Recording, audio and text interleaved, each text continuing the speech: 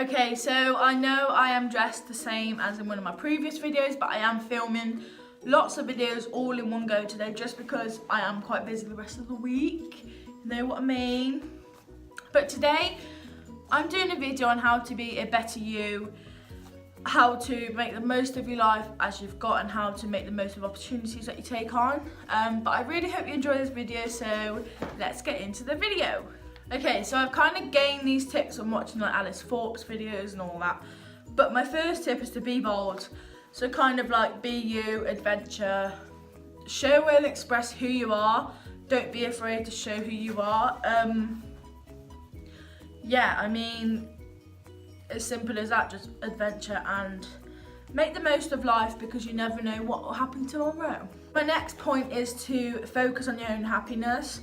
This one is one of my tips this year because I used to focus on making other people happy, and I've come to learn that if you're not happy, how are you going to make someone else happy, because they're going to know that you're not happy.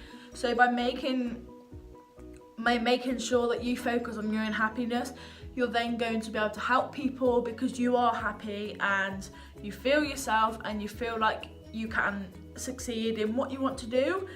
So that is why focus on your own happiness is on this list. Next one, I forgot to tell you, I've got like 11 points on here. Yeah, I've got 11 points. So on our third one. Okay, so the next point is to listen to what others have to say.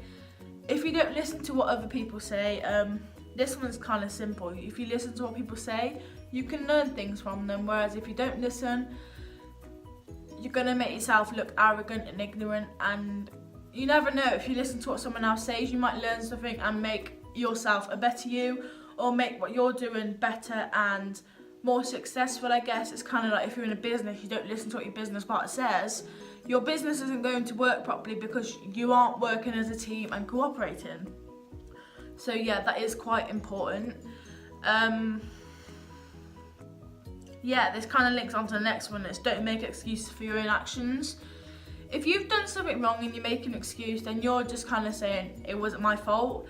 Whereas if you know that you've done wrong, then you should own up and say apologise or do what you need to do to make that better. I know quite a lot of people who have made excuses for their actions and it hasn't helped them. If anything, it's made them worse.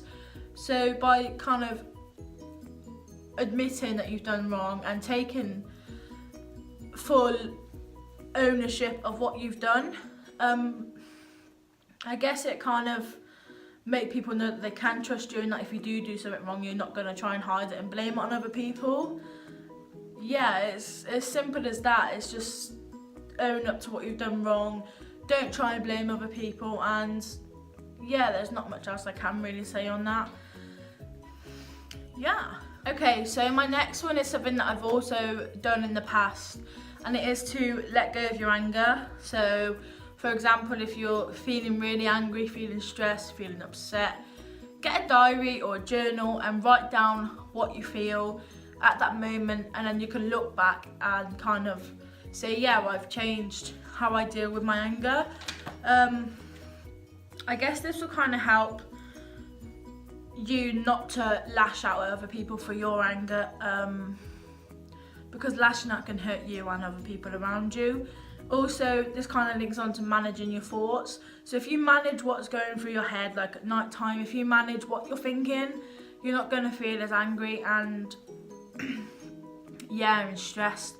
And like by managing your thoughts, you can kind of overcome what's going to make you angry, and you can kind of figure out before the anger actually comes as one and just goes bang. Like nobody really wants something like that to happen. So yeah, I guess this helps to be a better you because you're not expressing your anger, instead you're managing it, writing down your feelings, and then you can kind of link on to focusing on your own happiness. So if you let go of the anger, you're able to be more happy and be a happy person and take opportunities more, rather than if you won't let yourself angry, you're going to get a bad reputation, etc, etc. It's kind of like a rolling stone, it goes on and on and on. So yeah, let's get on to the next point. So next is to be yourself. I kind of wrote this down because I guess I used to try and be someone that I wasn't. I used to always wear a smile. I mean, I always wear a smile now.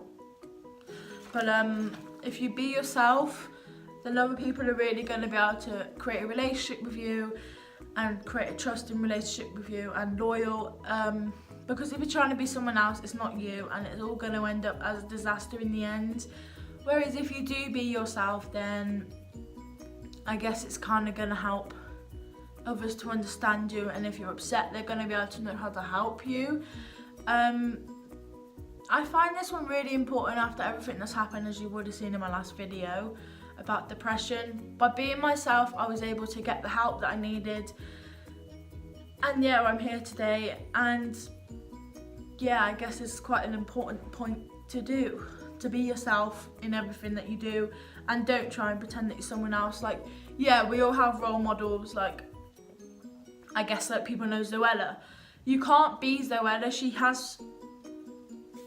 She is who she is through what she's done, all the work that she's put in. So if you want to be someone, if you want her to be a role model and be inspired, then work like she has. She's worked so hard to get where she is, and I guess that's kind of helped her. So yeah. Okay, so next one is kind of a random one, but it is surprise others.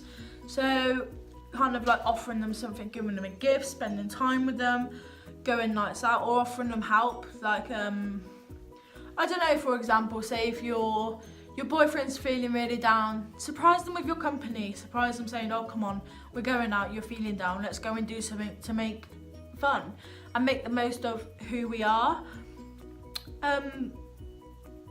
Yeah, I guess this is really important because surprising them shows that you actually care about them. I mean, you can't surprise them every day of your life, but surprising them on days where they feel really low and really crappy, it's going to help them to cheer up and smile.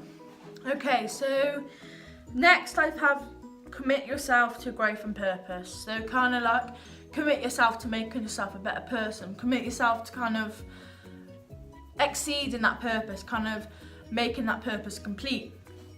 So like if you feel that your purpose is to kind of, I don't know, help others in life, do charity work, then commit yourself to doing charity work. If you feel that your purpose is to raise kids, get married, then commit yourself to that. Find someone that you want to do that with. Don't stop yourself and let all the other things that I've mentioned get you down. Try and kind of like think positively, commit yourself to what you want to do, and don't let anybody else get in the way, because if you do that, you're just going to go back down to step one, and you're going to go from here back down to here. So kind of, I don't know, commit yourself to growing as a better you and growing as a person. And I don't know, I kind of guess when you commit yourself, you're committed to that certain thing you want to do, and by committing yourself, you're going to get it. Okay, so we're almost there, we've got 2 more left, and the next one is to work on your negative traits. This kind of means work on what you don't like about yourself.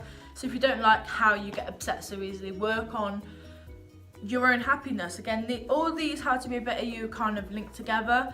So if you don't like that you get angry a lot or you get upset about stupid little things, work on it. Try and work on your mind and what goes through your head, and that way you're not going to end up crying over stupid little things like not being able to wash up because you've got no dishcloths.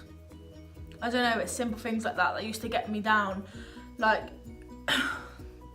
if the washing wasn't done, I used to get really angry and I used to get really annoyed. But I've kind of like trying to work on those negative traits that I don't like, that gets my boyfriend down or whatever. I don't know, like my attitude used to stink as a teenager, and I've worked on trying to respect other people, how I like to be respected, and I guess that's kind of worked.